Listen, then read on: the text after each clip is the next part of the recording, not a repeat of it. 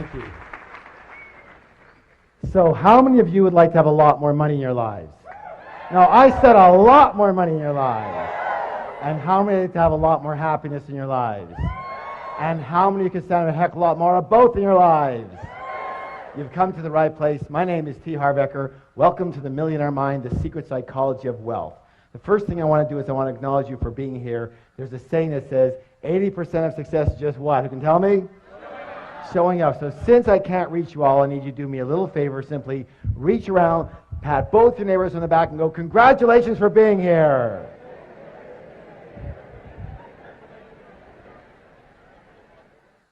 It takes a lot of courage to really have a look at your life sometimes and admit what's going on. And most of us, well, we're not the best admitters, are we? Kind of reminds you of this story about this lion who's walking along the path of the jungle. And he comes across a monkey. And he goes, hey, monkey, who's the king of the jungle? And the monkey goes, you are, sir, you are. He goes, that's right, and don't you ever forget it. Keeps walking along the path, and he comes across a snake. And he goes, hey, snake, who's the king of the jungle? The snake goes, you are, sir, you are. He goes, that's right, and don't you ever forget it. Keeps walking along the path, comes across a great big elephant. He goes, hey, elephant, who's the king of the jungle? The elephant just keeps walking. He goes, hey, elephant, who's the king of the jungle? The elephant just ignores him. The lion gets really mad, swipes the elephant on the butt, draws blood. The elephant gets angry, picks up the lion with his trunk, throws him around, fires him on the ground, stomps on his head, picks him up, throws him around, fires him on the ground, stomps on his head, picks him up, throws him against a tree, and the battered and bloody lion just lies there and says, hey, you don't have to get mad just because you don't know the right answer. Hey, you might as well laugh now because it don't get any better, okay? Anytime I do any training, I have 2 rules. How many rules? 2. How many rules? 2. Thank you. The first rule is really important. It says this: don't believe a word I say. Now, in all sincerity, why would I suggest that? That's right. Whose experience can I come from? Thank you. Just my experience. It doesn't make it right. It doesn't make it wrong. It doesn't make it true. And it doesn't make it false. It just makes it my experience. All I can let you know, however, is that the information and principles you're about to learn here tonight totally transformed my life and has now transformed the lives of literally thousands and thousands and thousands of other people. Is it okay if I tell you just a little bit about myself? Thank you. I guess my claim to fame is that I owned at least a dozen different businesses before I hit the age of 30, including one of those businesses was opening one of the first retail fitness stores in all of North America. Now, the interesting thing about that company is that I started that business with $2,000 that I borrowed on my Visa card. And from there, I was able to open 10 company-owned locations in only 2.5 years, and then sold half my company shares to a Fortune 500 company for $1.6 million. How many wouldn't mind starting with a $2,000 credit card loan and having $1.5 million in your pocket a couple years after that? Excellent. After that, I kind of semi-retired. I moved down to San Diego, and I began doing some consulting, some one-on-one consulting. And I guess it was pretty effective for people because they started bringing friends and relatives and managers and partners, and pretty soon it was 1-on-2 and 1-on-5 and 1-on-10 and 1-on-20. And someone suggested, Harv, you might as well open up a school already. And I said, you know what? That is such a good idea. And I did. And I founded the Street Smart Business School and taught thousands of people all across North America Street Smart business strategies for high-speed success. What kind of success, please? Thank you. And it was during these seminars that I noticed something. I noticed something very, very, very, very, very, very strange. Would you like to know what it was? Well, maybe I'll tell you next time, but what it was simply this, that you can actually have 2 people sitting side by side in exactly the same room. And one person would take these principles and they would skyrocket to success. But what do you think would happen to the person maybe sitting right beside them? Not a heck of a lot. And I realized right there, you can actually have the greatest tools in the world, but if you have just a tiny leak in the toolbox, we have a little problem. So I began designing programs based on the inner game. What game? Thank you. The inner game of money and success. And when we blended and combined the inner game with the outer strategies, with the outer tools, virtually everybody's results went through the roof. Does that make sense, y'all? A good example of what I'm talking about with this inner game is, how many of you notice the phenomenon that when a millionaire loses their money, they generally have it back a very short time later? True? A good example of that is, have you heard of this fellow by the name of Donald Trump? Here's this multi-billionaire who loses everything and more, and 2 years later, he's got it all back again and more. Why does this phenomenon happen? It happens because even though these people might have lost their money, they never lost their most important ingredient to their success, which was their what? Their millionaire. In Donald's case, it's his what? His billionaire mind. Do you realize that Donald Trump could never, quote unquote, just be a millionaire? Let me ask you your opinion. Are you willing? How do you think that Donald Trump would feel if his net worth was $1 million? Yeah, he'd feel poor. He'd feel broke, right? Now, listen, this is the most important thing you could ever learn. That's because Donald Trump's financial thermostat, his what? Is set for, everybody pick your finger up right here. Fingers up. Make it be with me. Billions, not millions. Most people's financial thermostat is set for, fingers up, thousands, not millions. Some people's financial thermostat is set for, fingers up, hundreds, not even thousands. And some people's financial thermostat is set for, thumbs up, below zero. They're freezing and they don't know why. Which brings us to the psychology of wealth. It's very important to realize that we live in a world of duality. A world of what? Thank you. Help me out here. In and out. Give me some examples. Black and white, hot and cold, back and forth, left and right, up and down. Excellent. Excellent. Take right and left. Is it possible to have a left side without a right side? Left of what? You see, they're a comparison. So just as there are outer laws to money, therefore there must be what? Excellent. You know, the fact is that most people do not reach their full potential. Most people are not successful. 80% of individuals will never become financially free in the way they would like to be financially free. And 80% of individuals will never claim to be truly, truly happy. And there's a reason. Would you like to know the reason? The reason is very simple. That most people are a little on the unconscious side. They live only on a very superficial level of life, only based in the visible world, only based in what they can see. Now, a good example I'm talking about here is we're going to call this the tree of life. Tree of what? Life. Excellent. And on this tree grows what? Fir. Who said fir? Fruits. What's the word? Fruits. So we take a look at the fruits of our life, which are our results, right? And we don't like them. They're too small. They don't taste good. There's not enough of them, right? Well, what do we tend to do? Don't we tend to focus more and more of our energy and focus on those fruits, on those results? Yes? Except for one thing that we forgot.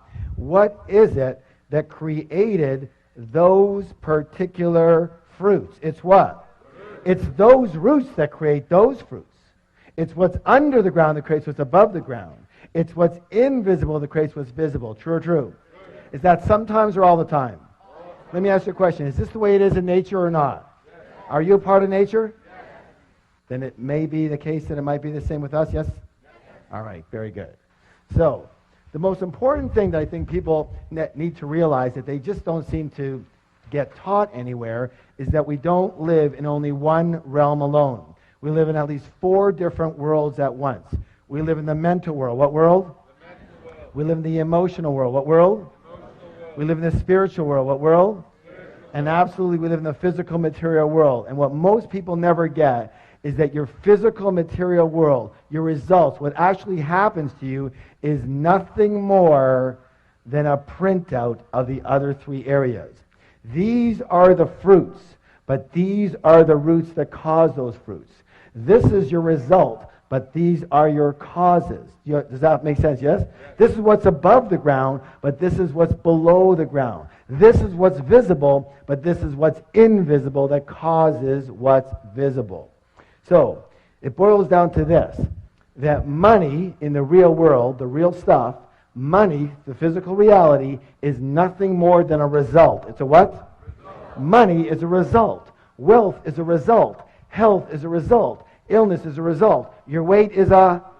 We live in a world of cause and Let me ask you a question. How many of you have ever heard anybody allude to the fact that a lack of money was a little bit of a problem? Anybody ever hear that?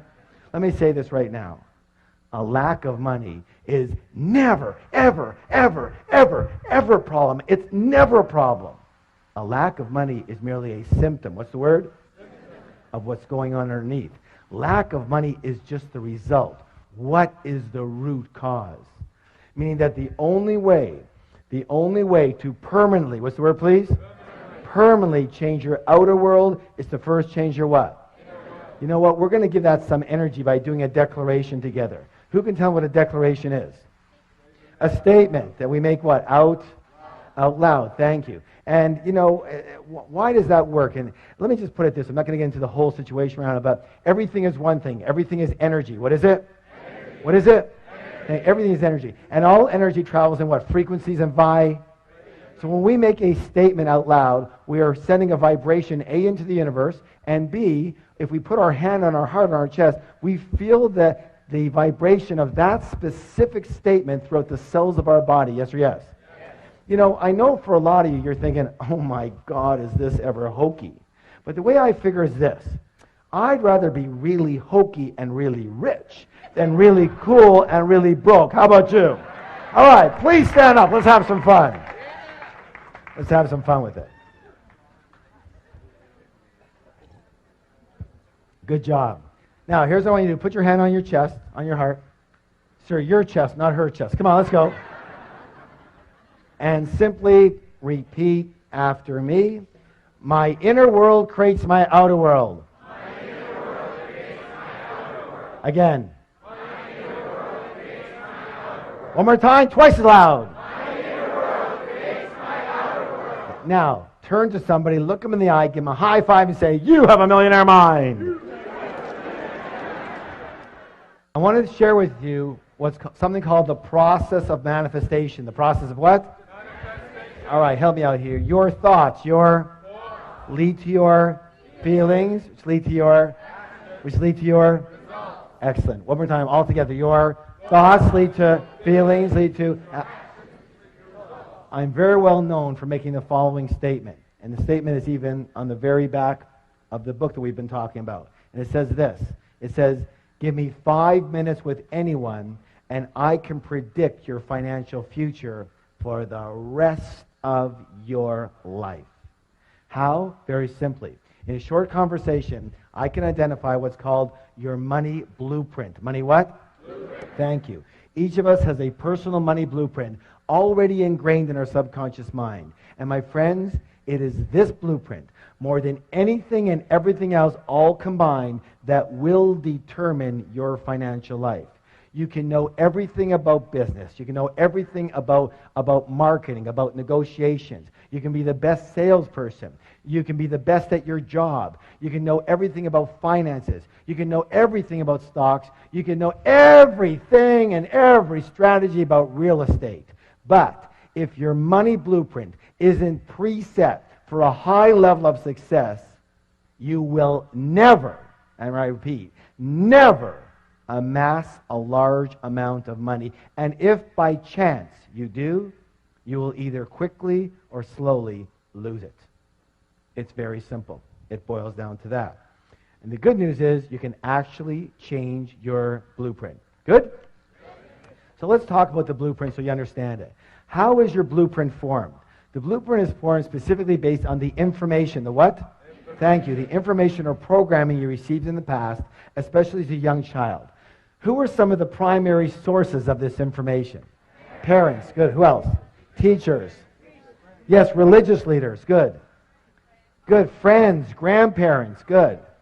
Yes, media. Very good. Culture. Let's take culture. That's a good one. Isn't it true that certain cultures have a certain way of thinking and dealing with money? Yes. And other cultures have a completely different way of thinking and dealing with money? Yes. And let me ask you a question. Does the child come out of the womb doing it that way, or were they taught how to do money that way? Thank you. Put your hand on your chest. Repeat after me. I was taught how to do money. Thank you. And so was I. We were all taught how to do money. And unfortunately, most of us were taught by people who either didn't have a lot of it or who had a lot of emotional issues around it. True or true? So how are we taught? How are we conditioned? 3 primary ways. How many? 3. You guys are doing great. 3. And the first way is called verbal programming. What kind of programming, please? Thank you. That's all about what did you hear when you were young. The second one's called modeling. What's it called? Okay. That's all about what did you see when you were young. And the third one's called specific incidents. Specific what? That's all about what did you experience around money, wealth, and rich people when you were young. Now, let's talk a little bit about verbal programming. Let me hear some of the phrases that you heard about money, wealth, success, rich people when you were young. What are some of the ones that you heard? Yes, money doesn't grow on. Yeah, what? It takes money to. What else? Money doesn't make you happy. Good. Money's the root of all. Okay. We can't. Yeah. There's never any.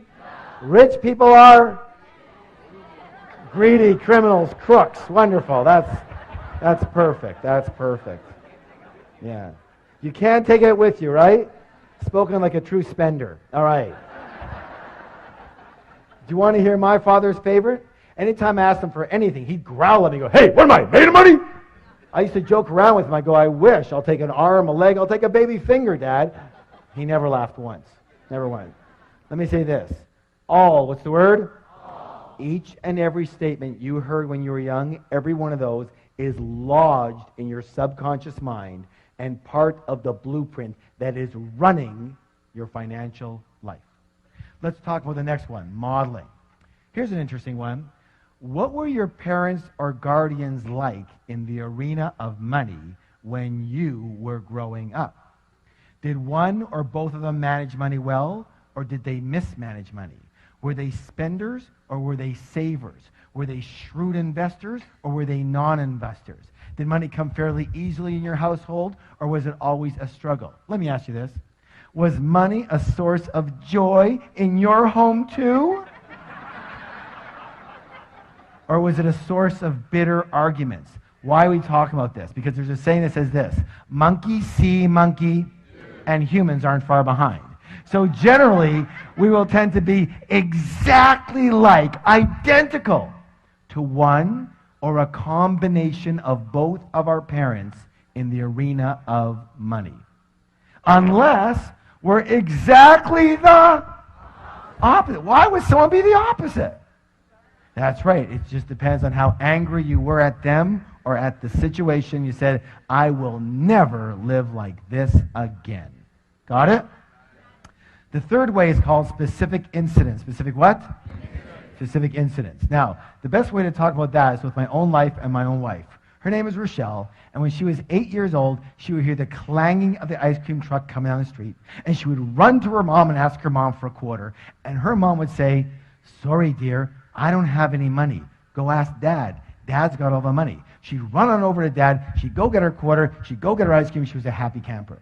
The next week, she'd hear the clang of the ice cream truck coming down the street. She would run to her mom and ask her mom for a quarter, and her mom would say, "Help me out now. Sorry, dear, I don't have any money. Go ask your dad. Dad's got all the..." She'd run on over to Dad. She'd get her quarter. She'd go get her ice cream. She was a happy camper. Question!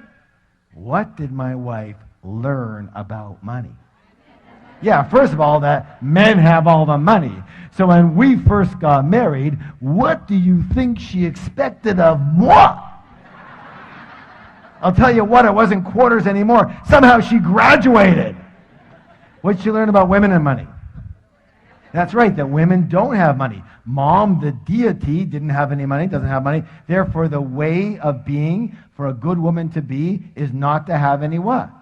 Any money. And so whenever she had money, she'd have to what? Get rid of it. And she was darn good at it too. You know, she's very exact. You give her $100, she spent $100. You give her $200, she spent $200. You give her $500, she spent $500. You give her $1,000, she spent $1,000. Then she took one of my programs. She learned all about the art of leverage. I gave her $2,000, she spent $10,000. There was only one thing we ever fought about. Can you guess what it was? Money. And it almost cost us our marriage. And all I can say is thank God that we learned about the material we're talking about now and how to completely recondition each of our own blueprints, and, this is important, create a third blueprint for the relationship. Create a third blueprint for the what? as an umbrella for the relationship. Now, I want you to know something. As many of you know, as many graduates, we have a 3-day Millionaire Mind Intensive program. And one of the things I'm proudest about that program is what we're able to do for people in relationships around money. Because I know what was hurting me more than anything and biggest pain in my life. And what people don't really get is that each of you have your own blueprint, but you're going to need a third blueprint, like an umbrella blueprint, agreements, for example, on how the relationship's going to work around money. And most of us never entered a relationship with that in place. True or true? And most of us have never looked at it like that and go, let's create an umbrella blueprint, have we? And until you do, you'll always have problems with other people around money. So, all I can say is that it worked like magic, and we have never had a disagreement since. We fought every single day. Now, you would think that's an exaggeration, wouldn't you? I wish. No, some of you are going, no. I wish. Every single day for 9.5 years. And we have never had a single disagreement around money since. And now it's been 11 years. Good or good? All right, give that a hand. Hey, you can do better than that. Let me hear ya. So the big question, even bigger question, the big question is this. What is your current money blueprint set for? Are you preset for success, for mediocrity, or for failure around money? Are you set for struggle with money or for ease around money? Are you set for working really hard for your money? Raise your hand if you're a big hard worker. Come on, let me see it. Where are you? Good. Nothing more than a preset pattern or program. That's all that is. Or are you set for having a nice balance in your life? Are you set for having a very consistent income or an inconsistent income? You know, the up and down yo-yo effect. First you got it, then you don't. Then you got it, then you don't. Then you got it, then... Raise your hand if you know that one really good. Nothing more than a preset pattern. That's all that is. Are you set for having a very high income, a moderate income, or a low income? Do you know there's actual numbered settings? So, are you set for earning, 25 to 50,000 a year, 50 to 75, 75 to 100, 100 to 200, 200 to 300, 300 to 500? Nothing more than preset patterns and programs. And are you preset for saving money? Or are you preset for spending money? Or are you set for avoiding the entire subject, if you could? Absolutely.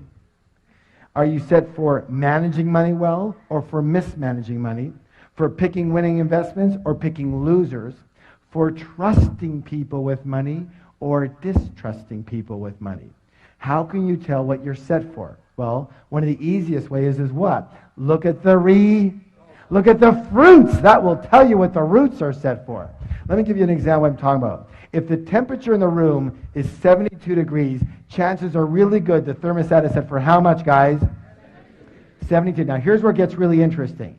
Now, imagine that it's really hot outside and the windows are open. Is it possible that the temperature in that room could, say, get to 77 degrees? Yes or no? But what will eventually happen? Thank you. The thermostat will kick in and drive that temperature back down to 72 degrees. Now, is it possible that because the windows are open and it's very cold outside, that the temperature in the room could, say, go to 65 degrees? But what will eventually happen? Thank you. The thermostat will kick in and drive that temperature right back to 72. Meaning that the only way to permanently, what's the word? Thank you. Permanently change the temperature in that room is to change that what? Thermostat. And the only way to permanently, what's the word? Permanently change your money life, your financial results, is to change your money what? Thermostat, otherwise known as your money blueprint. Does that make sense to you? All right, excellent. Now, who can tell me one of the simplest ways to make change? Decide one. What else? Yes, become aware of it. Good, good. Yeah, someone said marry rich. That's good. That's close. That's good. Obviously, one of the easiest ways to make a change is to model. What is it? Model people who have blueprints set for high levels of success. High levels of success, yes? And those people have a name. They're called rich people. And so one of the things we're going to do in the second part of the program here is talk just a little bit about how rich people actually think quite differently than most other people. But before we do that, we have to take a little stretch. So please stand up.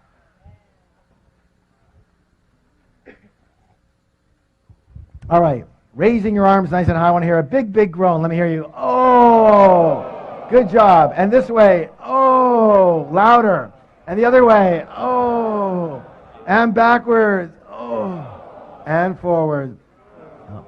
Give somebody a double high five and say, you're awesome.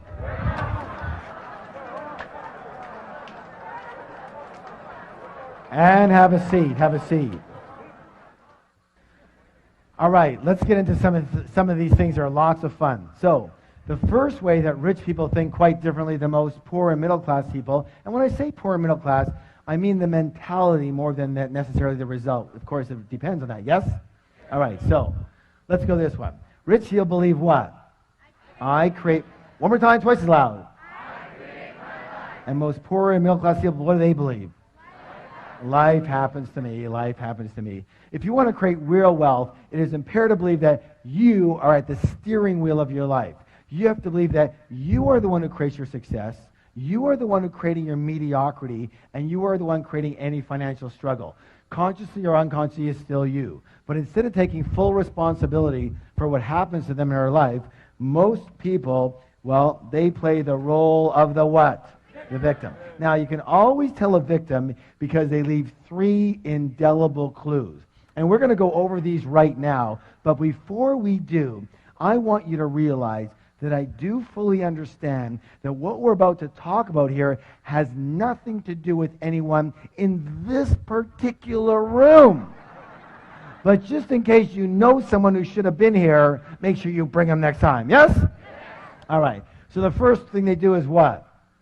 They blame, that's right. They blame the economy. They blame their type of business. They blame the stock market. They blame the real estate market. They blame the city they live in. They blame the taxes. They blame the government. They blame their employer. They blame their employees. They blame their manager. They blame customer service. They blame their partner. They blame their upline. They blame their downline. They blame their husband. They blame their wife. And of course, everybody wants to blame their parents for something. Or the next thing they do is they do what? Thank you. They justify their situation by saying something like, well, you know, money's not that important. Let me ask you a question. If you said that your husband or your wife or your boyfriend or your girlfriend wasn't that important, would they be around for very long?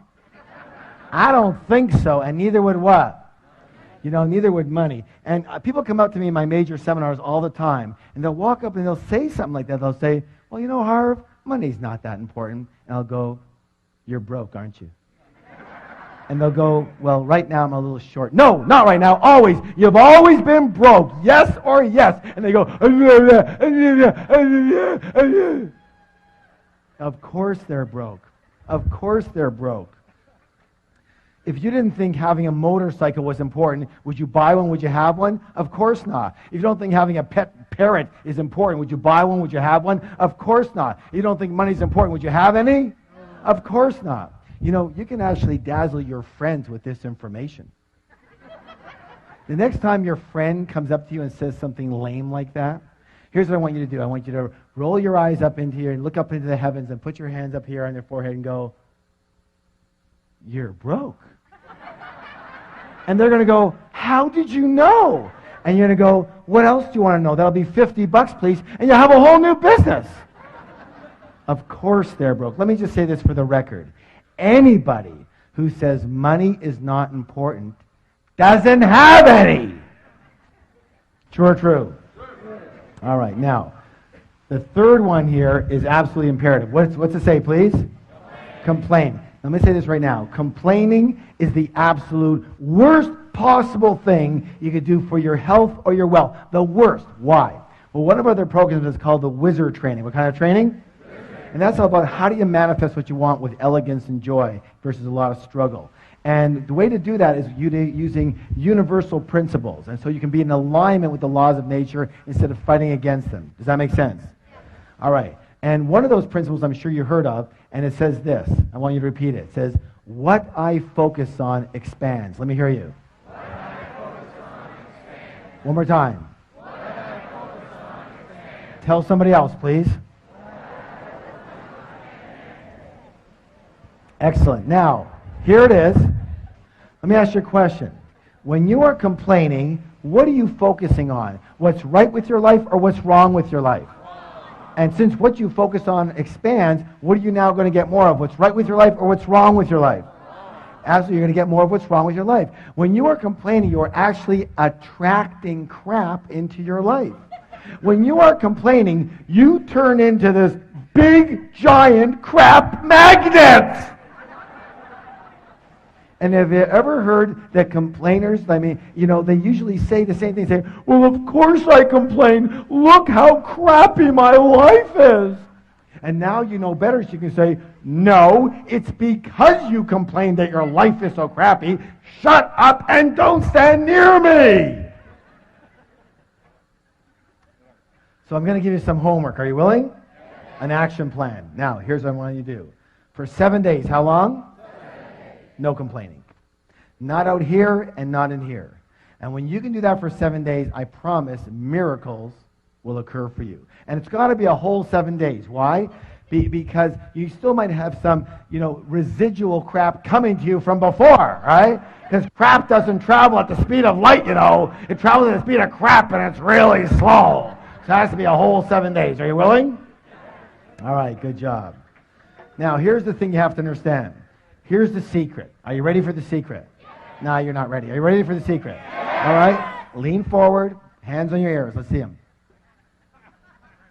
Okay, here we go. Ready? There's no such thing as a really rich victim.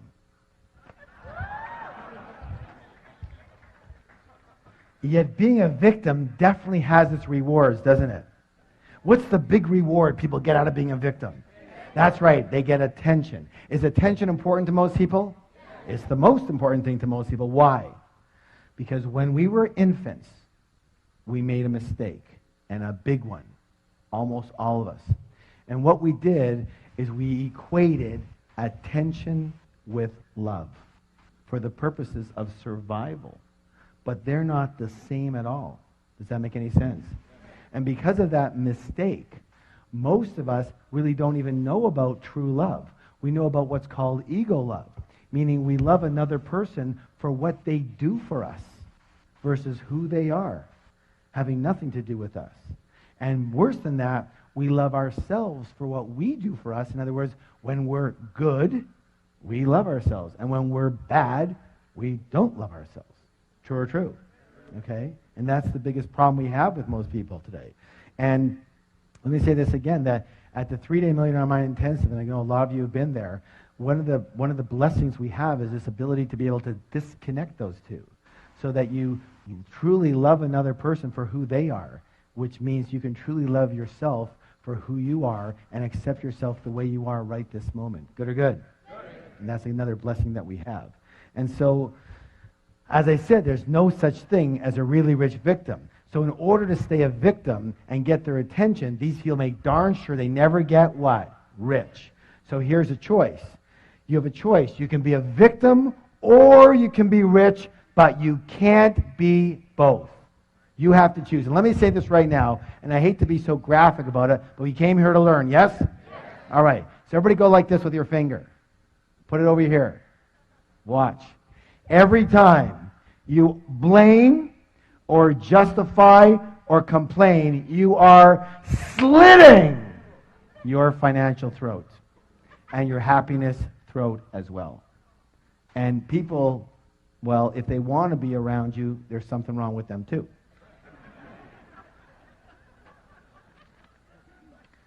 So it's time to acknowledge the fact that you create everything that's in your life, you create everything that's not in your life, and everything in between. You create your wealth, you create your non-wealth, you created your exact financial situation that you're in right now. Now that's a good thing to know, isn't it? Because if you create it, you can discreate it. And you can create something else. Yes? All right, please stand up for the declaration. Put your hand on your heart. I create the exact level of my financial success. I create the exact level of my financial success. Again. I create the exact level of my financial success. One more time, twice as loud. I create the exact level of my financial success. Turn to somebody, look them in the eye, give them a high five, and say, you have a millionaire mind.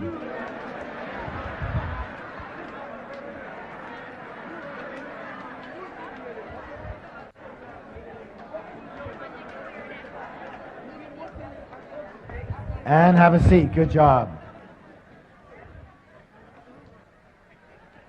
All right, here's another one. This is very important.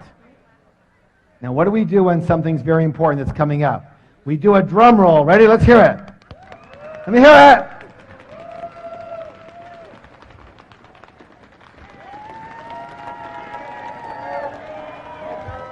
Good job. Rich people play the money game to what? Win.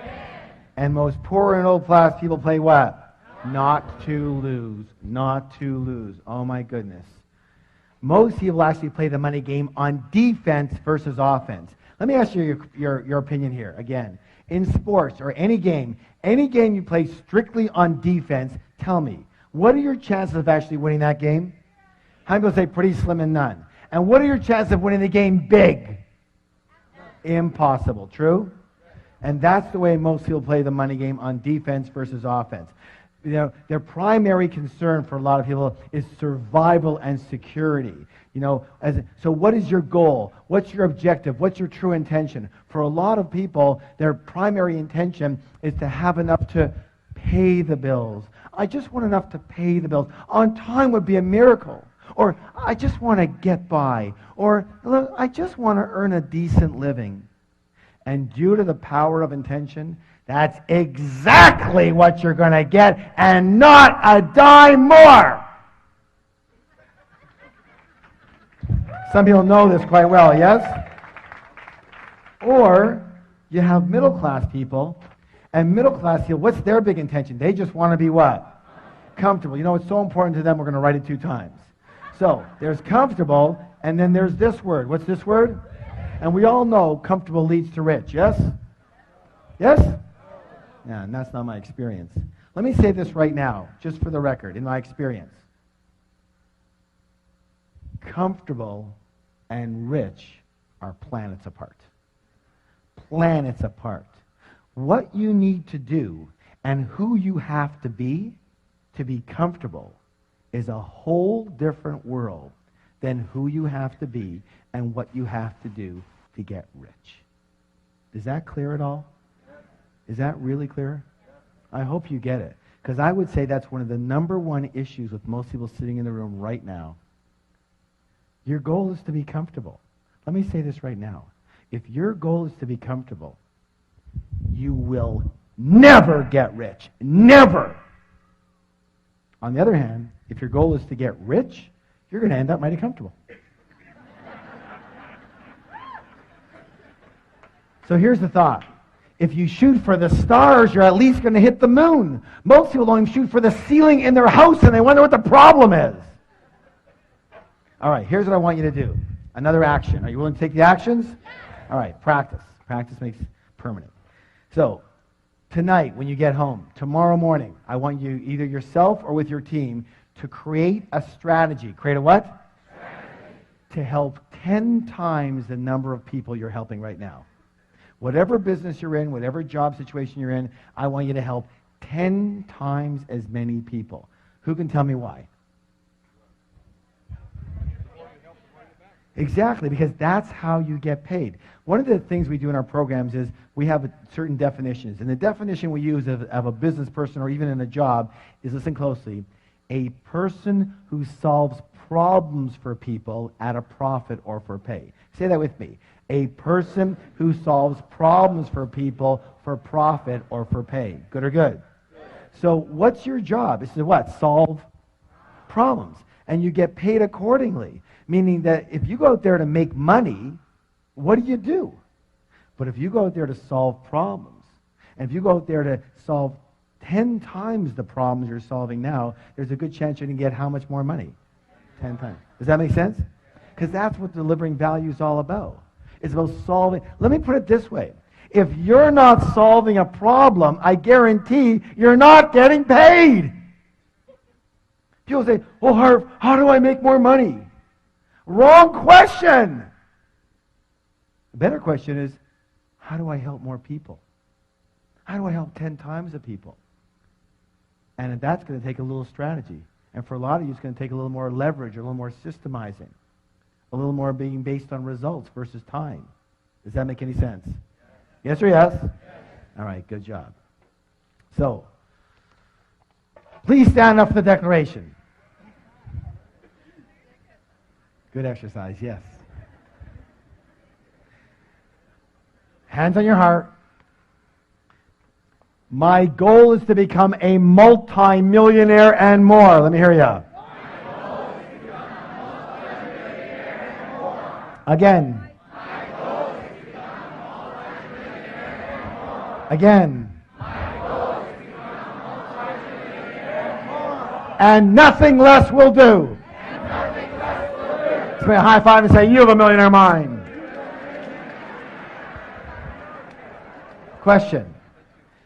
In the last one, why did I ask you to add on and nothing less will do?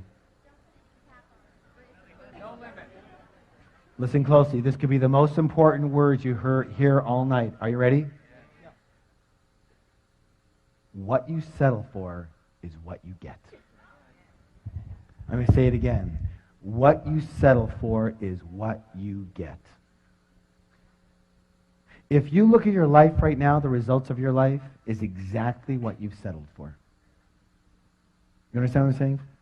People walk into a job situation or a business. They walk into a job and they're in a job interview and the interviewer says, "Well, what's your salary expectations?" And they go, $250,000 a year. And the guy goes, "What? This job pays $30,000. Really? So find me another job. It pays me $250,000. See, if you are only willing to do what it takes to earn $250,000 a year, that's all you'll accept. And you will keep on hunting and searching and creating the strategy until you get there. But if you are willing to take $30,000 and be comfortable and get by, that's it. You're done. Does that make any sense at all? What you settle for is what you get. Say, what I settle for is what I get. Tell somebody else, please. Good job. All right, let's go to the next one here. This one here is a simple one and really short. Listen closely. Rich people always think the word what? Both. And most everybody else thinks what? Either or. Either or. As in, either I can be rich or I can be spiritual. Either I can be rich or I can be good and kind. Either I can be rich or I can be generous. Either I can be rich or I can have my health. Either I can be rich or I can have time for my family. Either I can have money or I can have love. Either or, either or. All that is called scarcity thinking. What kind of thinking? Scarcity thinking. And the answer to all of those is what? Both. Both. Listen. Listen. You're smart enough. You're intelligent enough. And you are creative enough to create a strategy that works for you in your life. And if it's not working on day one, you readjust it until it's working on day two. The answer is what? Both. What is it? Both. Both. Absolutely. You can be kind and generous and loving and spiritual and compassionate and really, really rich. Good or good?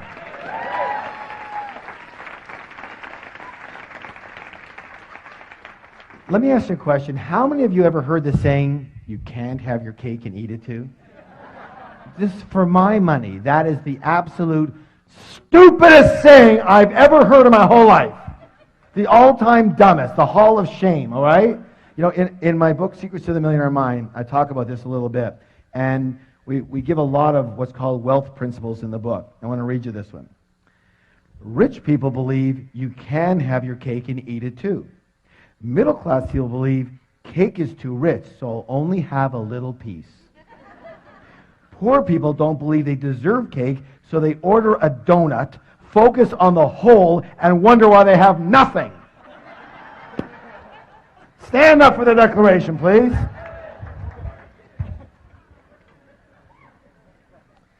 It goes like this. I can be kind, generous, and loving and still be really, really rich.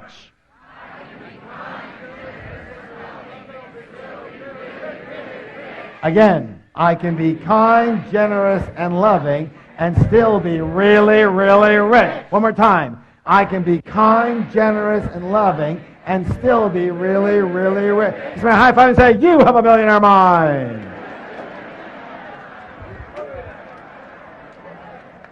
All right, good job, guys. Excellent work. This one here is such an insidious one. It's like something in the back of most people's mind, but they never will say it out loud. And it's one of the biggest blockers of all the blockages of wealth. Are you ready? Yeah. Rich and successful people admire and model. What's the two words? Admire other rich and successful people. And what do most everybody else do? They resent the heck out of them, yes or yes? Most poor and middle class people often look at other people's success with resentment or jealousy or envy, or they snip, they're so lucky, or they whisper naughty things under their breath. You have to realize something so simple, that if you view rich people as bad in any way, shape, or form, and you want to be a good person, then you can never be rich. You can never be rich. You can never be rich. So, you have to practice. Say, I have to practice. So instead of resenting rich people, I want you to practice admiring rich people. I want you to practice blessing rich people. I want you to practice loving rich people. That way you unconsciously know that when you get rich, other people will what? They'll admire and bless and love you instead of resent the heck out of you. Much better for creating wealth. Yes or yes? Yes. You know, I want to share with you a philosophy that completely transformed my life. Are you willing to hear it? It's from the Huna philosophy. Where does Huna come from? Hawaii, thank you. And it simply says this. Bless that which you want. Say it with me. Bless that which you want. Bless that which you want. So what that means is this. If you see somebody with a beautiful home, bless that home and bless that person. If you see somebody with a beautiful car, bless that car and bless that person. If you see somebody with a beautiful family, bless that family and bless that person. If you see somebody with a beautiful, wonderful business, bless that business, bless that person. Why? Because anything that you negate, you can never have. Never. Does that make any sense? And you got to watch it. It's so quick, isn't it? It's so quick to do a little tinge of resentment, to negate them. And meanwhile, you know you can't have it after that. So, I have a little practice for you on this one. Next time you see somebody coming out of a limousine, I mean, someone who's got some money, obviously. Not some party kids with 48 people in the limo. Prom night! No, you know what I'm talking about. I want you to walk over to that person coming out of that limousine. I want you to shake their hand. And I want you to say, thank you.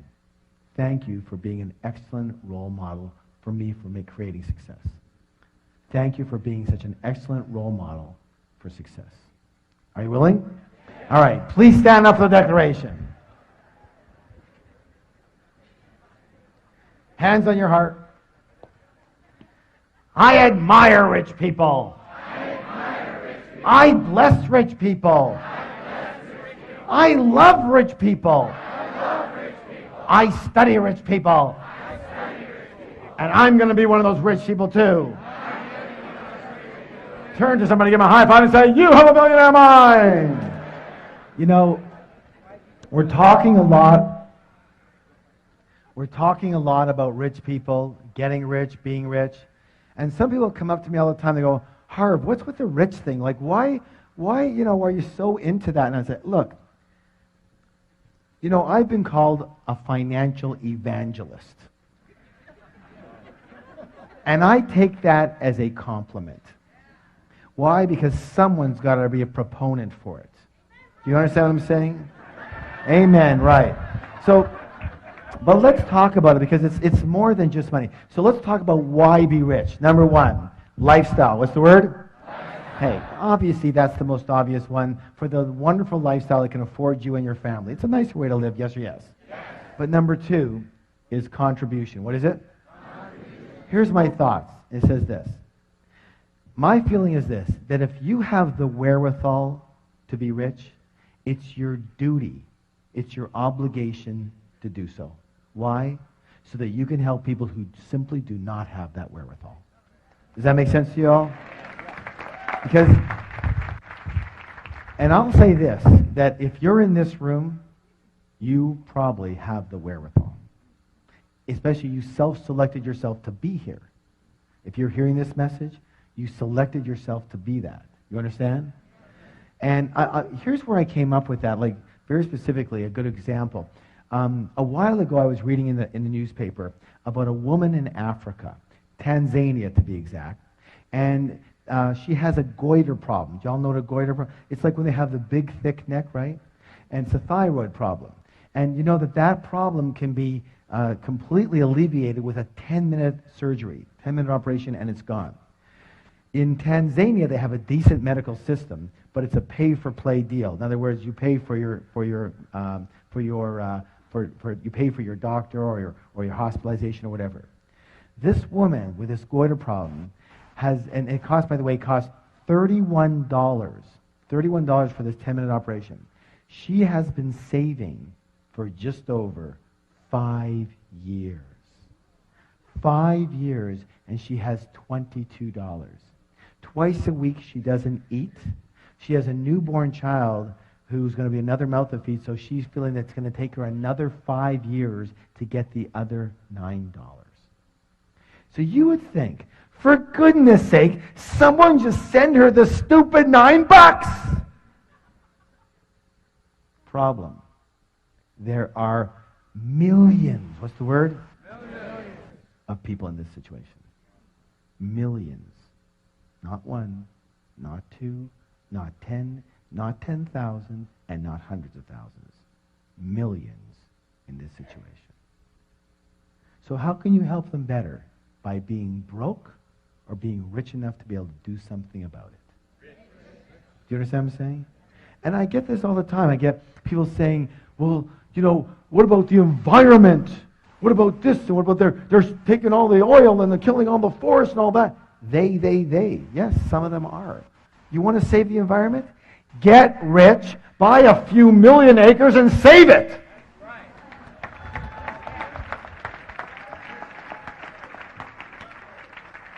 You're going to have some power and control over your land. Do you understand what I'm saying? Yes or no? Yes. Take responsibility is what I want to say on that. Okay, this one over here, one more here. This is critical. The third reason is for what? Who you have to become in order to create wealth. In other words, who do you have to be in character, in virtue, in traits? How big do you have to be to get rich versus, being broke? And there's certain characteristics that it takes to be incredibly successful. Because what creates success? And isn't it one of the things being one of the best in your field? Yes or no? Yes, yes or no? Yes. Absolutely. Who do you have to be? What do you have to know? Who do you have to be in character to be the best at what you do in order to get paid the most? Does that make sense to you?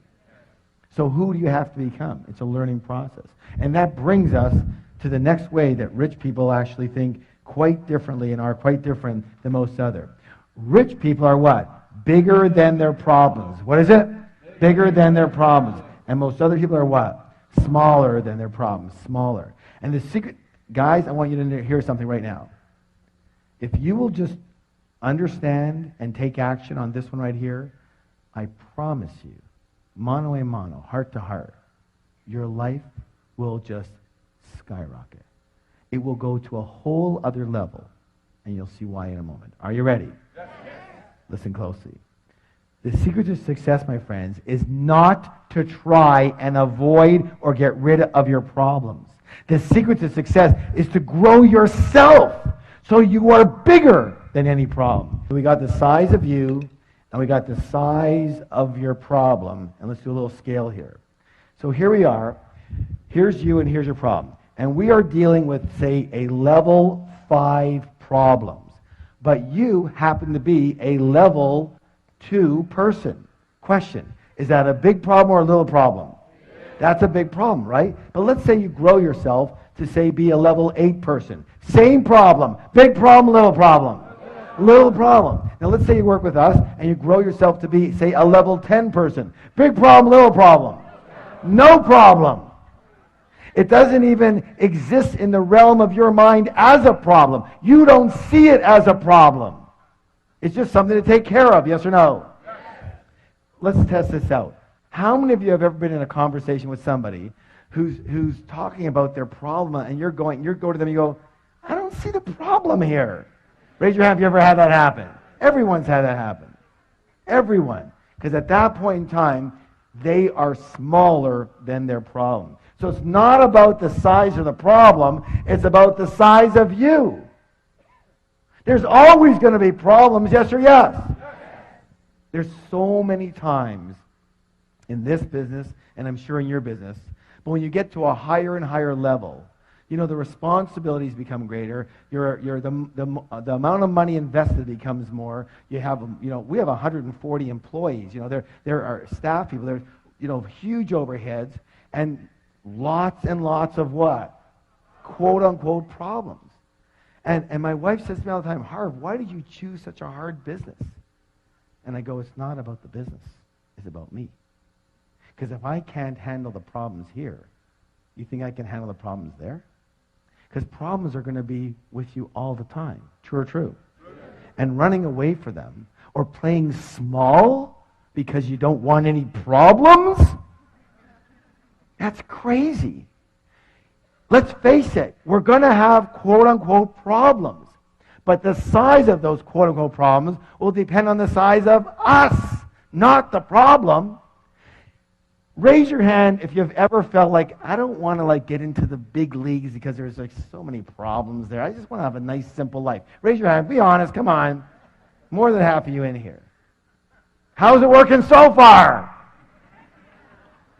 You still have the problems, but you're broke. That's the biggest problem of all. True or true? I figure it this way. If I'm going to have problems, I might as well get rich.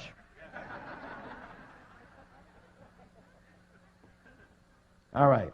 So, I'm going to give you a little anchor. Who knows what an anchor is? An anchor is what? A trigger so you can remember something. So here's what I want you to do.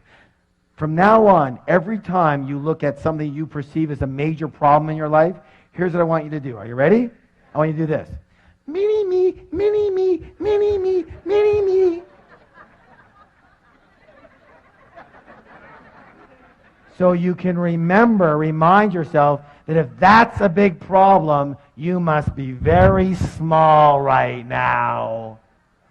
And you better put your attention where it belongs. What? On the problem or on you? On you. That's right. On you. And you don't give up, and you don't get taken out, and you don't bail out, and you don't say, well, this is too hard. I want to do something different. How many have ever said something like that? How many say something like that almost every day? It's not the size of the problem. Have you heard the saying, fortunately or unfortunately, you take yourself with you wherever you go? That's what my answer is to my wife. How could you choose such a hard business? It's not the business, it's moi. True or true? If it's hard, it's because I made it hard. If it's easy, because I make it easy. If it's successful, it's because I made it successful. If it's unsuccessful, it's because I made it unsuccessful. True or true? Doesn't just happen to us. So, the fact is that your wealth can only grow to the extent that you do. So the goal is to grow yourself so you can handle any problems that get in your way of creating wealth, and just as importantly, keeping your wealth once you've got it. And who knew that would be an issue? You know what? This is only reserved for certain people in this room. People who have or have had a lot of money and know that it's one complete world to make it. And it's a whole other world to keep it. True or true? That is a whole other world. And again, it's not about the it. It's about you. It's about you. And so, really, you're like a container. Say, I'm a container. I'm a container. And if the container is small, but the money is big, what has to happen? That's right, the money goes. The money goes. Do y'all understand that? Let me say this again. If you, the container, is small, but somehow the money is big, what has to happen? It doesn't fit. It has to go somewhere else. True or true? So you have to grow yourself so you become a big, big container. So you can attract and hold money. And one of the things we do in our programs is we focus on not only growing yourself as a container, but consistently growing yourself. Because if you want raise your hand if you want your money to consistently grow. Remember, your money can only grow to the extent that you do. So if you want your money to grow, who has to grow? I do. Now you got it. Now you got it. Now you've got the root. You have to keep up with the money. Let me put it another way. Your money has kept up with you. I'll say it again. Your money has kept up with you. If your money's here, it's because you're here. Does that make any sense? If your money's here, it's because you're here. If you're here and your money's here, it's going to have to meet you. It'll always grow to the extent that you do, and always come down to the extent that you are. Raise your hand if you've ever heard stories about people who are doing really well and then they messed up. Messed up in their relationships, messed up with habits or with drugs or alcohol, and what happened to their money? Always comes down to meet them. No or no? Yes? Your money is at the same level you are, my friends. And that's not a derogatory thing. That's to make sure you start to focus your attention where you need to. Personally, I always looked outside of myself. Once I do this marketing thing, and once I understand this real estate, and once I do this, and once I... But it wasn't about any of those things. It was about the size of me. Was I able to attract and hold and grow the money? True or true? I hope you get it.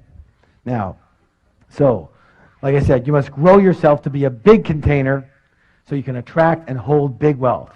And here's the beautiful thing about it. If you are a big container, if you are a big person, and your intention is to have wealth, a lot of money, but right now you don't have it, guess what has to happen? What has to happen? The money has to come. Why? Because it's a universal principle. And the universal principle says that the universe abhors a vacuum and will rush in to fill any space that's created for it. And if you're a big container, but you only have a little money right now, the money has to come if that's your intention. True or true? You know, it reminds you. Good. That's good news, isn't it? You keep working on you. You're on the right track. You're on the right track here. You know, my favorite plant is the Chinese bamboo plant, along with that line. Why? Because this is a very interesting plant in that you plant the seeds and you look after the first year, there's nothing there. And you look in the second year, and there's nothing there. And you look in the third year, and there's nothing there. You say, forget it. Somehow the seeds didn't take hold. I've got no tree here. In the fourth year, there's nothing there. But in the fifth year, all of a sudden you see a little sprout. And then listen to this. In 6 weeks, how long? 6 weeks. That plant can grow to 90 feet. 90 feet in 6 weeks. How could that be possible? Because what was it doing for 5 whole years? Growing its roots. Like you guys. Growing its roots. So that when it does pop, it can withstand that incredible growth. What would happen if it didn't grow those roots so deep and thick? The first big wind that comes, it's gone. How many people know people that that's happened to? Because the roots weren't dug deep enough. Do you understand? Give someone a high five and say, you're on the right track.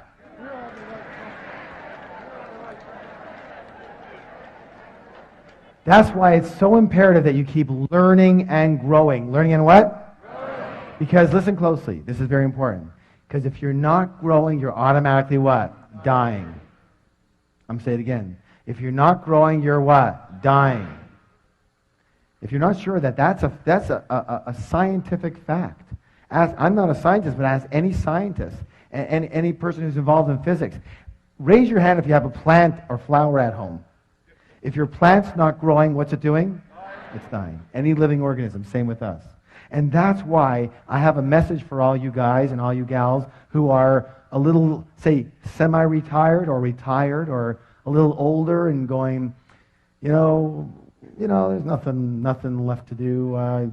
Just kind of play around, and that's okay. But guess what? You're going down. You're going down. If you're not growing, you're what? Dying. That's why being comfortable sucks. That's why it sucks.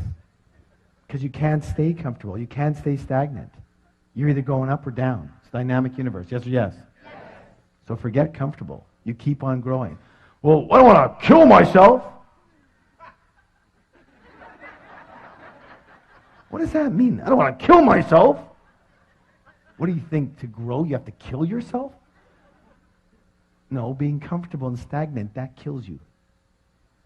It's not these either-or stuff, these words I don't want to kill myself. I'm never going to have time for anything.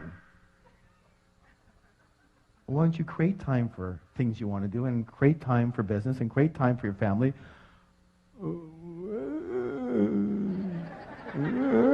I don't know how to do that. Good. Then you learn. You learn how to do that. Good or good? That's one of the other things, too. I talk about exploding money myths. You'll say, well, I'm incompetent with money. I just can't handle money. I'm not good with money. That's your reason? Well, I'm not a good piano player. But if I wanted to play piano, I'd what? Learn. Hello. We don't come out of the womb doing money. Most of us got taught. But what about taking the responsibility and accountability and going out there and learning it? Learning the field you need to learn. Learning the investments you need to learn. Learning how to do money. When people are at my seminar and they go, I'm incompetent with money. I'm just not good at it. And that's their reason? It's crazy. Learn how to do it. Good or good? Good. Listen, no excuses. No excuses, no reasons. In our Enlightened Warrior Training Camp, we have a flip chart that says, reasons or results. And the big one is what? Or. Reasons or results. You cannot have both.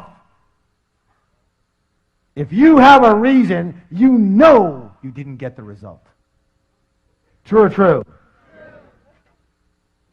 So, the result is rich. Yes? Yes. And everything else is your story.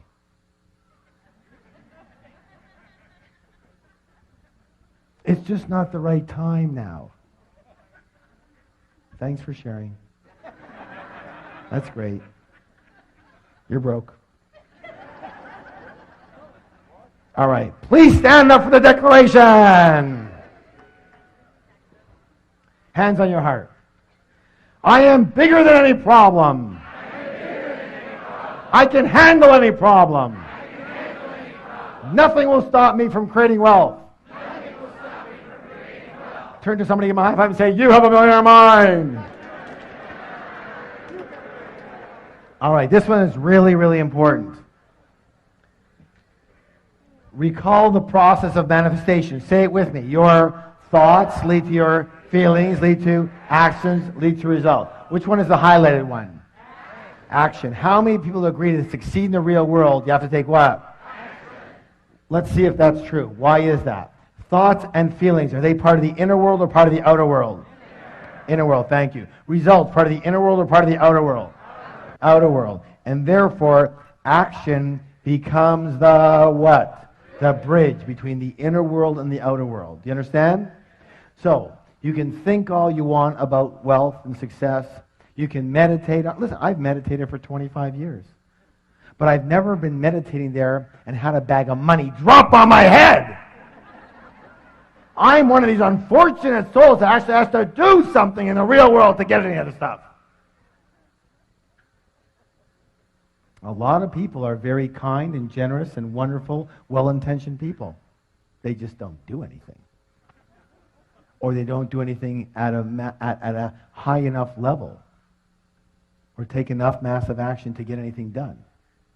They just talk about it, they think about it, they meditate it, but nothing actually happens in the physical world.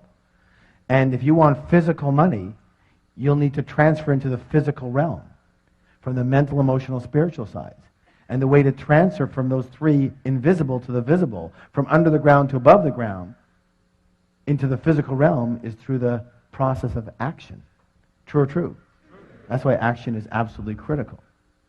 Now, if that's true, what prevents us from taking the action we know we need to be taking? Fear, thank you. How many people agree that fear and doubt and worry are among our greatest obstacles, not only to success, but to happiness as well?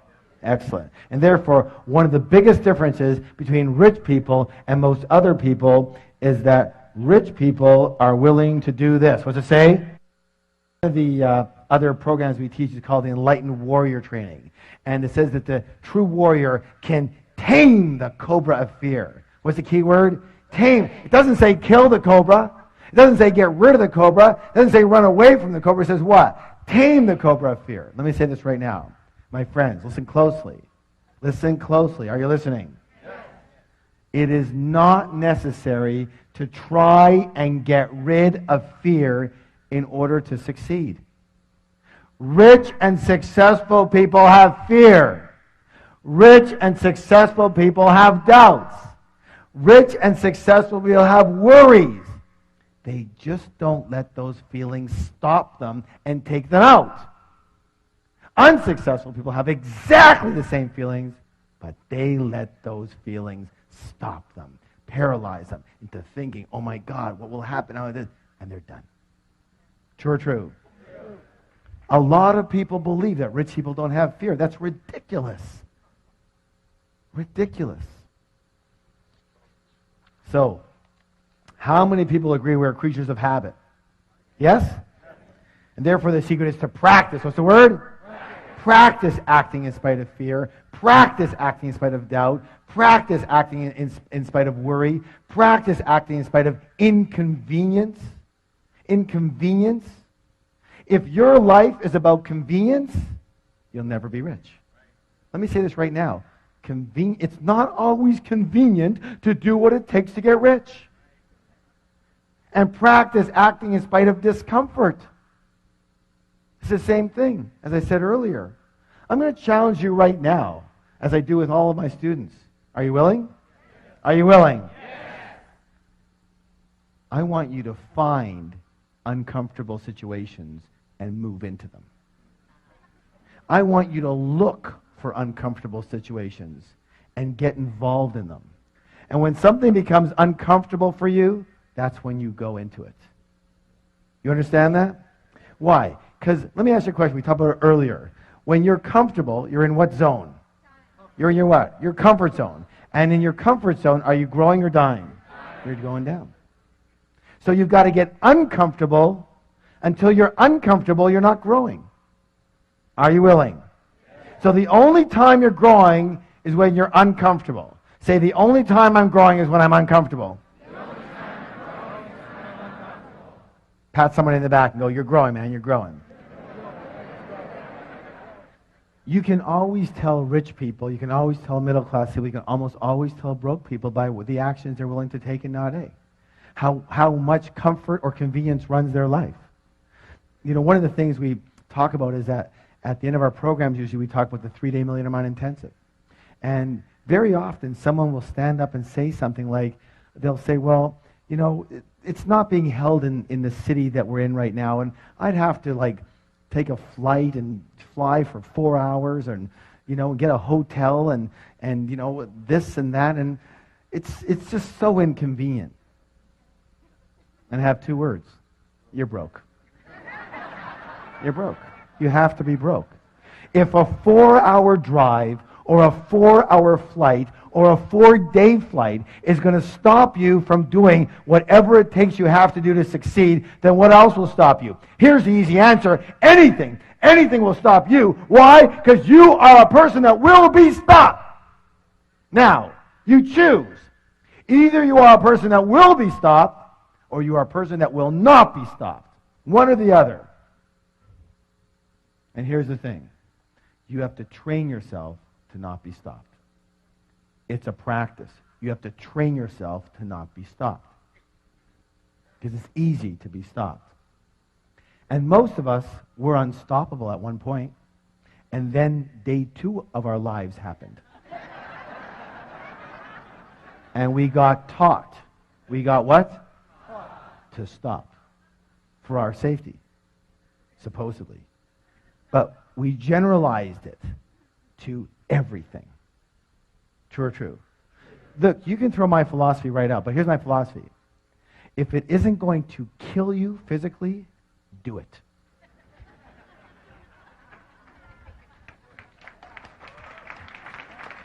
Just do it.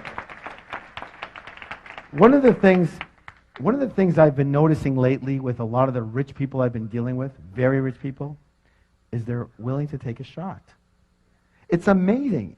I'm a lot less risk prone than they are, but I also see where I am and where they are. Now I do pretty well, but these guys do amazing. And it's like you give them a proposal and they go, that makes sense. That could work. Yeah? All right, let's give it a shot. And I'm going, well, I'm not sure it's going to work. I know, but let's give it a shot. Well, I'm not that sure. I know, but let's go for it. Let's give it a shot. What's the worst that can happen? Oh, we lose a few bucks, we try another thing. Well, okay. You understand what I'm saying? They're willing to go for it. And we, like if someone's going to get a little upset with us, no, I don't want to do that then. Well, what if I lose what I've got? No, I don't want to do that. I'm going to keep it simple. If it's not going to kill you physically, do it. You'll be so much better off in the end than waiting for the exact right moment and time. By the way, when's the exact right moment and time? When you feel comfortable. Notice? It's got you coming and going. And so it doesn't let you be comfortable so that you can make sure it keeps you out of harm's way. Because your mind is a protective mechanism. Its job is to protect you, not to help you succeed or be happy. Did you know that? Good or good? All right, good. So, please stand up for the declaration. One more here. I act in spite of fear. I act in spite of doubt. I act in spite of worry. I act in spite of inconvenience. I act in spite of discomfort. I act in spite of anything. Turn to somebody, give them a high five and say, you have a millionaire mind. This is a 45-pound arrow with a nice steel tip on the end of it. A wooden arrow here. And in a moment, I am going to pick one of you to come up here and break this arrow in a highly unusual way. So you all better listen very closely. Are you listening? Yes. All right, good. Everyone hold up your index finger. Excellent, good. Now, take it and press it into the soft part of your throat and push in really hard. If you start to gag and choke, you've got the right spot. That's where you'll be breaking the arrow. Now, the arrow break is a metaphor. What is it? It's a metaphor, symbolizing breaking through an obstacle that's happening in your life. So let me show you what this is going to look like. Michelle, if you can come up here, that'd be awesome. What this is going to look like.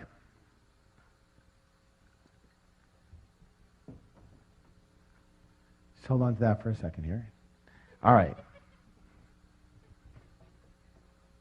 So what's going to happen in a moment, just bring your hand up here for a second. What's going to happen in a moment with this person is going to be coming up here. They're going to put the back of the arrow into the glove and the steel tip point into their throat like that, okay? And then when they're ready, or if they're not ready, they're going to walk into the arrow and hopefully break the arrow before it impales them. What? Hopefully. Hey, we have a very good track record. We're up to like 65% now. That's a passing grade, you know. All right. Now, a few rules. Rule number 1. When you're up here, you absolutely must keep your mouth closed when you're doing this. Who can tell me why? That's right, splinters. And by the way, we didn't always know that. Rule number 2. You're going to be covering your eyes with goggles, okay? There's another set over here for you. And rule number 3, walk directly into the arrow, straight on. Do not twist to the side. Because if you twist to the side, what can happen is it can get caught in this artery right here and pull the artery right out, and it looks really funny when you have this artery sticking out of your neck like this, and you can't even go to the doctor. Like, what are you going to say? It's like, what happened? You don't want to know, okay? So you're not going to believe it. All right. So here's how this is going to work. I'm going to show you how this works. And here's the deal. The 4th rule is massive support. What kind of support? Massive. What kind of support? Massive. That means we're all on one team, yes? So when this person breaks this, I want everybody to give them a massive standing ovation, right? Yeah. All right, good. Now, that's when the person comes here. Let's talk a little bit about, let me show you how this is going to work, all right? So I'll do a little demonstration for you. So here's the deal. If I break the arrow, if I break the arrow tonight, I want massive round of applause. Yes? If the arrow happens to break through me tonight, I want someone to pick up the phone, turn it on, and call 911. Yes? All right, are you ready? All right. Things are sharper than they used to be. No wonder I don't do this anymore.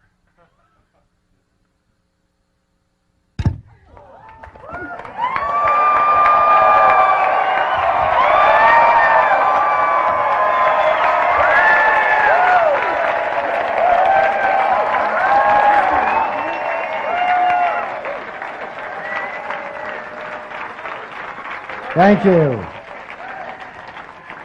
Excellent. Have a seat. Oh my gosh, look what I found. A steel arrow.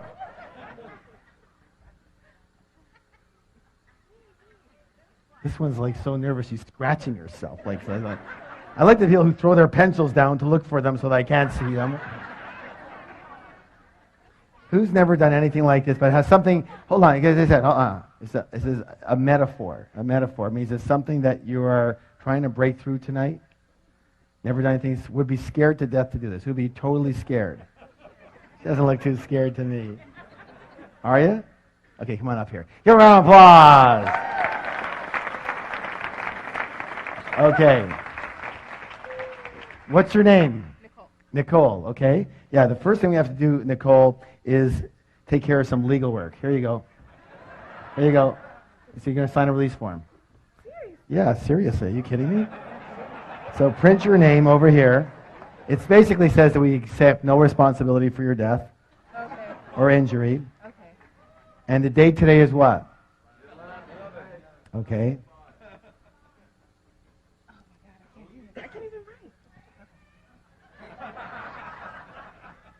You had a nice neck.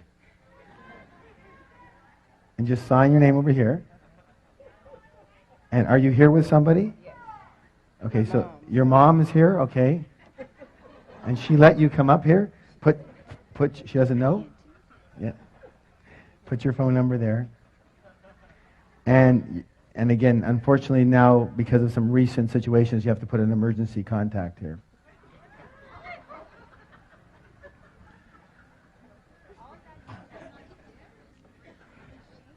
Now, remember what we said about support, right? Okay. Now, here's the deal. Okay, you're doing great. Perfect. Good. Now, hold on to this. And here's how this is going to work. Just wait for a second here. Now, remember I said that the arrow break is a metaphor. What is it? Metaphor. So it represents something that you want to break through in your life, a belief or a habit or a fear or a way of being that hasn't been working for you, right? Now, oh, so your name was what? Nicole. Nicole is going to represent all of us, everybody, yes? All right. So here's how this is going to work. So she's breaking for you right now. This is what we're going to frame this. She's breaking for you right now, And so I want everybody to close their eyes. Everybody looking at this, watching it, hearing it, close your eyes. And I want you to determine what is it that you want this arrow break to mean for you. What does it represent? What does it symbolize you breaking through in your life? What specific fear or doubt or concern or belief or habit or way of being or situation does it mean you breaking through as a metaphor in your life? And come up with one. And the same with you, Nicole.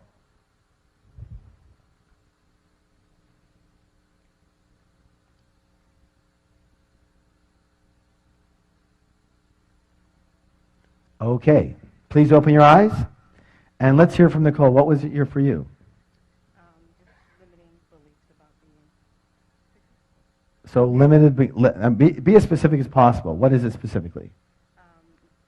Basically that men have the money and women don't. Excellent. That's so what she said. Can I share it? Yeah. That men have the money and women don't. And that's a belief that a lot of people carry. Yes? Yeah. Men carry that too. That's why they handle money in certain ways. True or true? And many, many women grew up with that belief, yes? It's very hard to break that belief, but we're going to break it right now. So here's the belief that men have the money and women don't. Got it? Now, unfortunately, we're going to have to turn this around this way. All right, put that on your eyes. And don't go until I tell you to. Michelle's going to be holding for you. All right. And so what I'd like you to do is, Nicole, stand over here. That's it. Move over this way. Come towards her a bit this way. Okay, good. Now, come on closer over here. Okay, now don't go until I ask you to. And now put 1 foot forward, 1 foot back a bit. That's it. You're going to be walking straight in when I tell you to go. And keep your shoulders square, okay? Now, don't go yet. How does that feel? How does it feel? Is it comfortable or uncomfortable? Uncomfortable. Very uncomfortable. Good. You ain't felt nothing yet. Wait till that thing goes in. Okay, hold on. Here's the deal. Here's it. See, are you sure it's in the right place? You're a perfectionist? No. Yeah, you are, aren't you? Yeah, it's got to be perfect, right? No, it's not. But that doesn't matter. Here's the deal. Whatever your mind is telling you right now, just let your mind chatter. It's okay. But don't believe it. Because you saw me do it. It's doable. And if anybody can do it, you can do it. Say, I can do it. I can do it. So, this is a steel rod. What's your throat? A steel rod. What is it? This is a toothpick. What's this? Toothpick. So in a moment, you're just going to look at Michelle. You're going to go give her a hug. You're going to forget this even exists. You're just going to walk right into it and don't even think about it. You guys ready? Yeah. Ready, go. Hard! Yeah!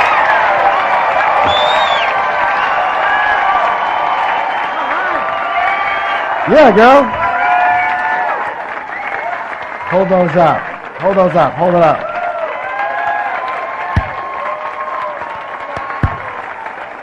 Way to go. Now, stay here for a second. Stay here for a second.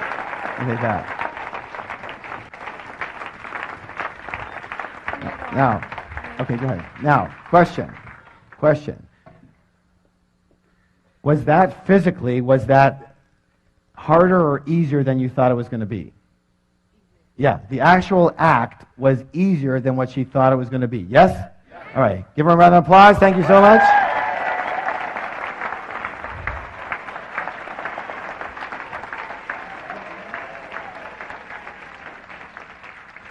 Let me talk about your mind right now. Remember, she said it's easier than she thought it was going to be. And let me say this right now. I'm going to guarantee that 99.999% of all the things you think that you can't do, that are going to be way too hard, too many problems, are easier than you think they're going to be. Raise your hand if that's ever happened for you. Where your mind has made something up to be, oh my God, and then when you did it, it was like, what was the big deal about? True or true? Let's talk about that. Let's listen closely. Your mind is the greatest soap opera scriptwriter in history. It makes up incredible stories, usually based in dramas and disasters, of things that never happened and things that never will. Mark Twain said it best.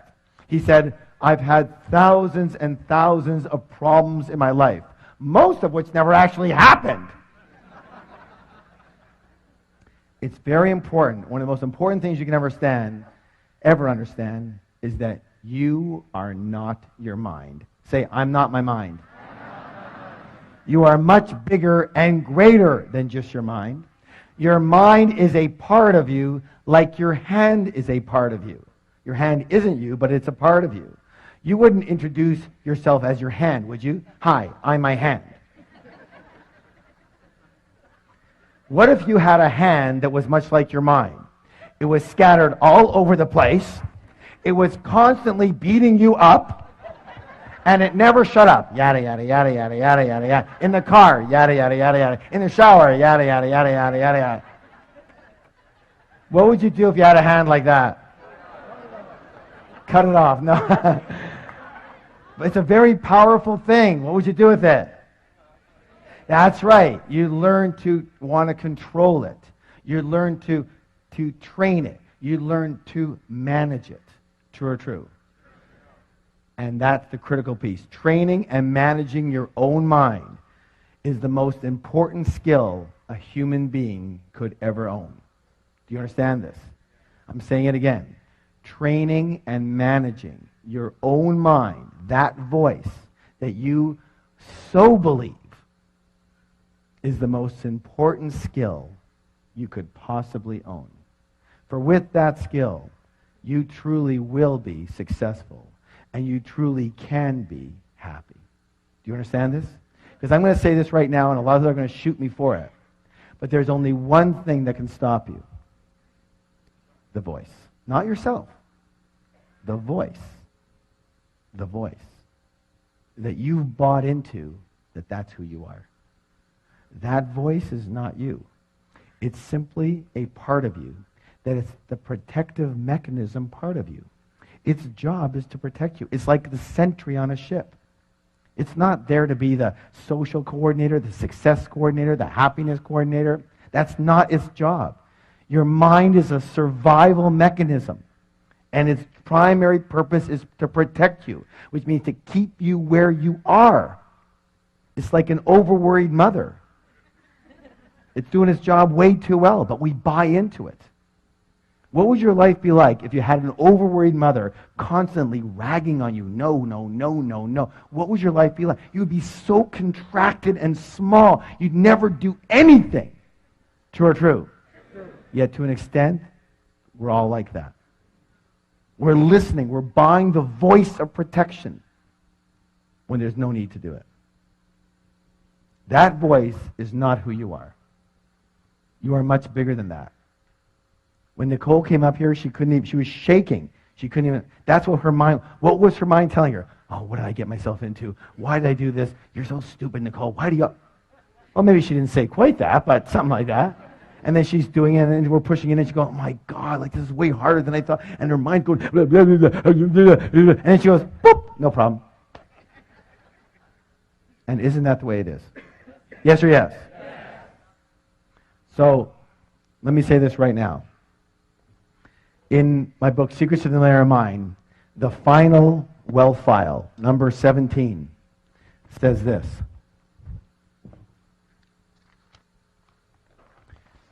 Rich people are willing to what? Learn and grow. And most poor and middle-class people think they what? Already know. They already know. Let me say this right now. I'm going to complete with one of my famous sayings. And the saying is this. You can learn to do anything. You can learn to succeed. Every master was once a disaster. I'll say it again. Say it with me. Every master was once a disaster. Everybody who's great at something today was once terrible at it. So it doesn't matter where you're starting from. You understand what I'm saying? Everybody starts somewhere. Some start here, some start over there. Everyone's got some type of ailments, handicaps, problems. Even if you don't have a problem, your mind will tell you you do. I had a woman the other day come up to me and say, I don't know what it is. It's just, I get to a certain level and there's always a situation that comes up. Something always happens and it screws me up. What is it? I said, if you look in the mirror, you'll find it. It is so easy to determine people's obstacles because there's only one of them right there. The voice in your head that stops you, tells you no, gives you doubt, and suffocates your life. And my blessing and my promise to you is if you challenge that voice and stop believing everything it tells you and just go for it anyways, in spite of fear, in spite of it chattering, you will soar to a level you have never experienced before in your life. So how many of you realize that your mind is a very powerful force? It can work for you or it can work what? Against you. The rule is really simple. If you are earning less than $50,000 a year and you want to earn $100,000 or more, you're going to have to change your money blueprint. Money what? Blueprint. If you're earning $100,000, you want to earn $200,000, you have to change your money what? Blueprint. If you want to go from $200,000 to $500,000, you have to change your money what? Blueprint. If you're earning good money but you're not managing it well, you have to change your money what? Blueprint. If your income is inconsistent, you have to change your money what? Blueprint. Excellent. Good. If you work way too hard and you want to be able to earn as much money or more with more balance, you have to change your money what? Blueprint. If your investments aren't zooming, you have to change your money what? Blueprint. If your business isn't booming, that's a result. You have to change your money what? Blueprint. If you have money and you want to make sure you keep it and you grow it, you have to change your money what? Blueprint. Excellent. And unfortunately, your current money blueprint will tend to stay with you for the rest of your life unless you identify it and you change it. And that's exactly what we do in an extraordinary 3-day program called the Millionaire Mind Intensive. It's changed the lives of thousands and thousands and thousands of people all over the world. And if it's okay with you, I'd like to tell you just a little bit about it and give you 2 critical principles. Fair enough? All right, listen closely. The first part is called winning the money game. What's it called? There are proven strategies for creating fast financial freedom, and you have to know them. Millionaire Mind Intensive, you're going to learn exactly how rich people play the money game so you can do what? Model exactly what they do. Let me ask you a question.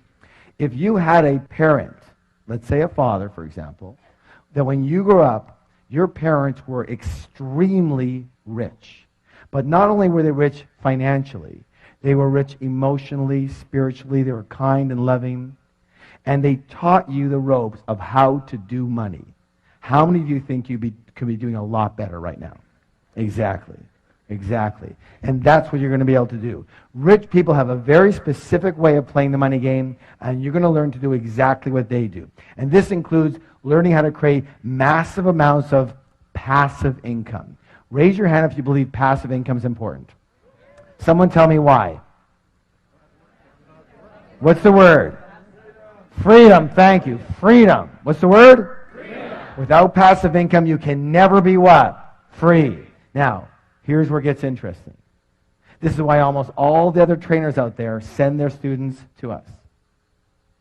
Did you know that just about everyone is programmed not to earn passive income? Not to earn it. Programmed not to earn it. You're not sure? Maybe we should test this out. Let me ask you a question. When you were 12, 13, 14, 15, 16 years old, and you needed money, what did your parents say to you? Did they say, well, then go out there and earn some passive income? Did they say that? What did they do? Go to work. Go get a... And that's exactly what we did. We went to work. And we learned, what's the word? We learned that we work for money.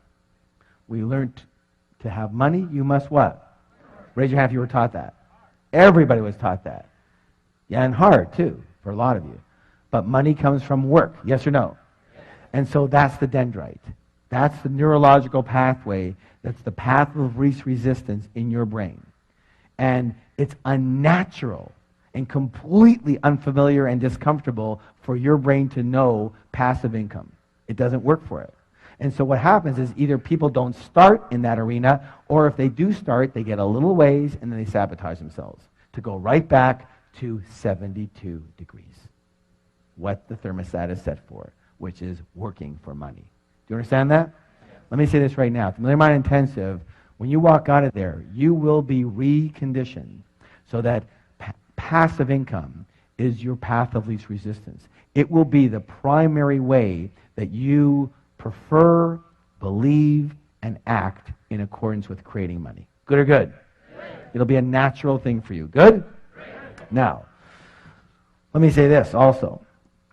You're also going to learn the world's easiest money management method. Managing your money is another critical difference between rich people and poor and middle class people. I'm going to tell you a story that can change your life. Are you willing? Yes. Are you willing? Yes. Imagine you're with a 5-year-old child. You're walking down the street. You come across an ice cream store. And you go into the store and you get the child a single scoop of ice cream on a cone because they don't have any cups. The child is only 5 years old. They have very little hands. They're kind of wobbly. And as they walk out the door, it jostles them, and the ice cream falls out of the cone onto the ground. Being the kind and generous person that you are, what do? You walk back into the store, and just as you're about to order another scoop of ice cream, the child sees the poster on the wall of the triple scooper. And they go, I want that triple scoop. And now, being the kind and generous person that you are, do you now get them the triple scoop or not? No, of course not. Why would you set them up to fail? They couldn't even handle 1 scoop. What, are you going to load them down with 3 scoops now? Let me say this right now, my friends. We live in a loving and supportive universe. The universe wants you to win. It wants to support you. But it has the same rule. And the rule is simply this. And I'm going to nail half of you right now as to why you're not doing better with your money. It's simple. Until you show you can handle what you've already got, you won't get any more. Most people are walking around with 1 or 2 scoops dripping all over the place. It's a complete mess. And they're going, give me more, give me more. And the universe is going, why? I gave you more. Look what you did with it. Some of you are laughing nervously. Let me say this right now. You're going to learn the simplest, easiest, most effective way to handle money that you've ever seen in your life. A 5-year-old can do it, and 5-year-olds do it. And when you start handling your money like this, when you simply show whatever you believe in, whatever universal power, whatever yourself, your inner self, whatever you want to show, when you simply show that you can handle what you've already got, even if it's just $1, you watch. And I don't use this word lightly, but you watch as miracles occur for you. Things you could have never dreamed of, things you could have never planned of. They just start happening for you. Why? Simple. When the child can hold a single scoop, you are very willing to get him another scoop. True or true? True or true? How many of you got a big hit out of that one right there? Okay? You need to start handling your money in a very easy and effective way. Now, in short, you're going to learn a step-by-step method for winning the money game so that you never have to work again unless you choose to. Raise your hand if you'd like to have that choice. Raise your hand if you'd like to have the choice a lot sooner than later. Then we'll see you there. Now, part 2 is the inner game, conditioning yourself for natural and automatic success. And in this section, listen to this, we actually identify your current money blueprint. And using several extremely high-impact processes, we actually change your blueprint right on the spot, right there, right on site, right on the premises, right that weekend. We don't teach you how to change your blueprint and send you home to change it. Why? Because you won't. Why? Because we're creatures of what? Habit. Now, here's the thing. Did you know that there's 2 kinds of habits? How many? 2. How many? 2. There's doing habits, But just as importantly, my friends, there's not doing habits. And everything you're in the habit of, everything that you're not doing right now, you are in the habit of not doing it. So we can send you home with anything, but you're not going to what? Do it. So we don't wait for you to go home. We do it right there on the spot. You walk in with one blueprint, you walk out with another one set for automatic and natural success. People ask me all the time, they say, Harv, do you have the Midas touch? And what do I answer? I go, no. I have a blueprint set for success, just like all of you can have. I look so forward to seeing you again soon. I hope I've served you in some way. Thank you so much.